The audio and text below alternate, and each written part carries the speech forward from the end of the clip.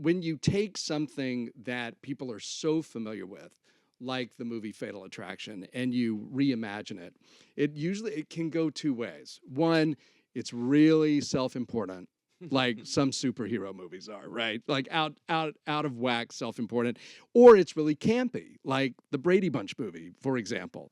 This really walks the line. Like when when you see the white bunny rabbit show up for the first time, or when you hear "I Will Not Be Ignored," you're not jarred by it. And that must have been because it's not campy, but it's not, dum dum dum. Right.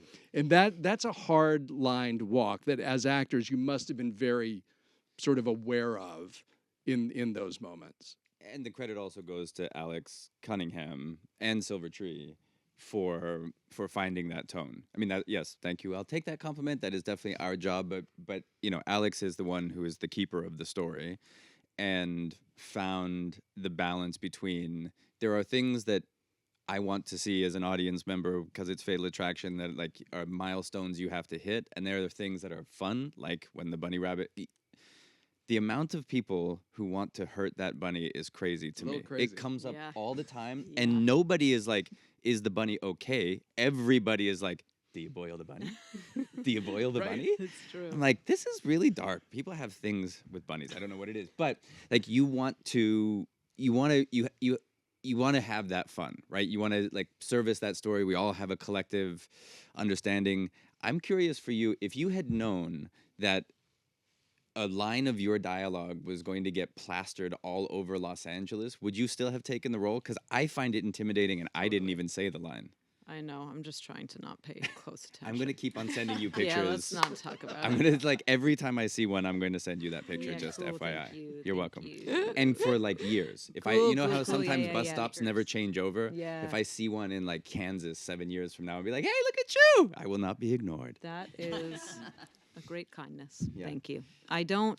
Yes. Yeah. I mean, but also the way that line is delivered and in the moment that it happens in the film is a very different moment than in the show, which makes it even more of a weird task to try to figure out how exactly to do it, because I really think the moment in the film, everybody sees that line and remembers it as this like psychotic threat. But her performance really is like she's just really exasperated and trying to figure out what is going on. Like, we did all of these things together and had all of these moments together.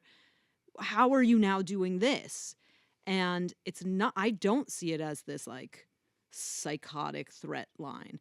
But then in our show, it's at a totally different point.